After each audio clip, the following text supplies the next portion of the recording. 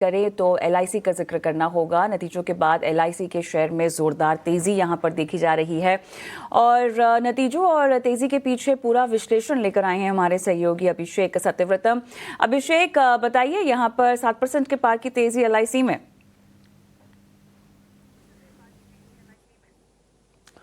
बिल्कुल, एलआईसी के जो रिटेल शेयर धारक हैं वो आज काफ़ी खुश होंगे क्योंकि फिर से एक बार एलआईसी का जो शेयर है उनके आईपीओ भाव के ऊपर निकल गया है। जी हाँ, रिटेल को 904 रुपए के भाव पर शेयर अलॉट हुए थे एलआईसी के और आज हम देख रहे हैं कि उसके ऊपर जाकर कारोबार कर रहा है।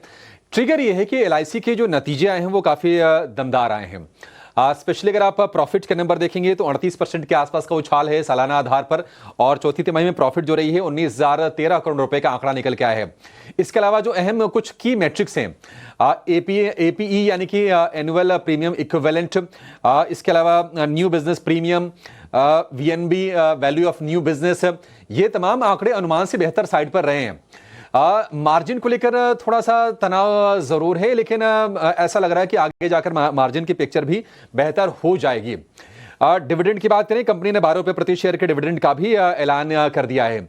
जो आईपीओ प्राइस था वो था 949 रुपए का। हालांकि रिटेल को और पॉलिसी होल्डर पर डिस्काउंट पर शेयर ऑफर किए गए थे, लेकिन 949 वाले भाव से भी देखेंगे तो शेयर बस थोड़ी सी ही दूर रह गया है और मार्च के निचले स्तर से शेयर में करीब 27% के आसपास की सॉलिड हमने रिकवरी एलआईसी के शेयर भाव में देखी है।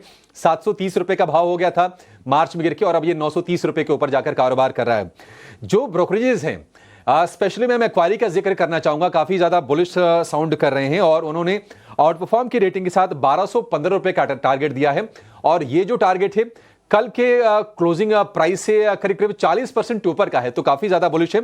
और मैक्वारी का ये कहना है कि एलआईसी के वैल्यूएशंस काफी अच्छे हैं और कॉस्ट रेशियो में अगर गिरावट आती है तो कंपनी का मार्जिन प्रोफाइल भी यहां से बेहतर होता हुआ नजर आएगा।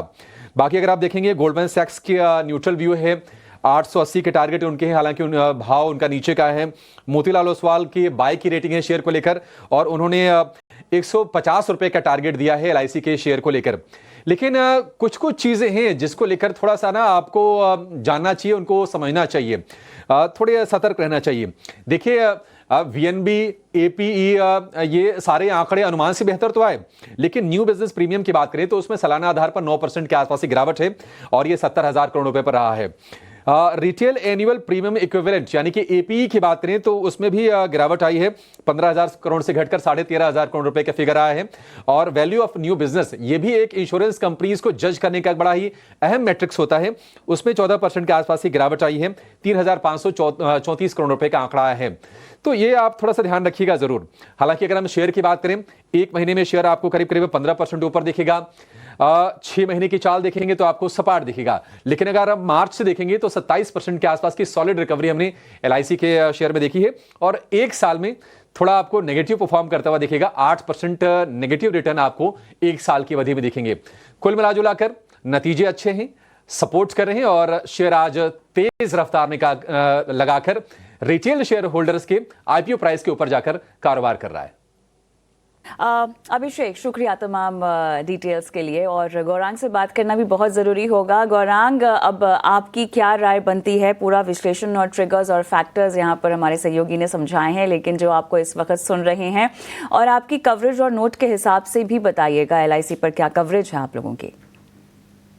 जिस तरीके से अभी अभिषेक भाई पूरा ब्यौरा दिखा रहे थे और बता रहे थे एलआईसी के नतीजों को लेकर के, देखिए एक बात समझना अनिवार्य है कि आय में इंश्योरेंस कंपनियों की, जो कि जीवन बीमा से जुड़ी हुई कंपनी है कविता, उनकी आय कब सुधरेगी? जब इंश्योरेंस प्रीमियम जो हम भरते हैं वो निरंतर उनके पास जाए और निरंतर नए जो जीवन बीमा ले रहे हैं पॉलिसी, वो हायर सम एश्योर करे। हायर सम एश्योर करते हैं कविता तो हमें प्रीमियम ऊपर की तरफ देना पड़ता है।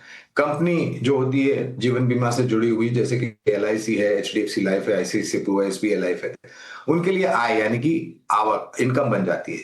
और अगर अच्छी तरीके से अच्छे सम एश्योर्ड वाले आपने पॉलिसी बेचे हैं तो आपके इंश्योरेंस प्रीमियम शुद्ध मुनाफे में सकारात्मक असर करेगा।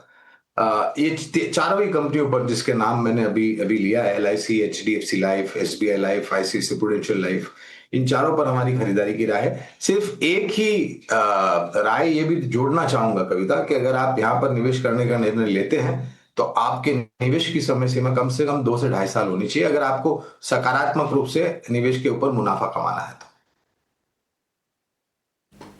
चलिए, तो LIC पर आपकी ये लॉन्ग टर्म के लिहाज से रणनीति जो आपने सुझाई है, हम आगे बढ़ते हैं।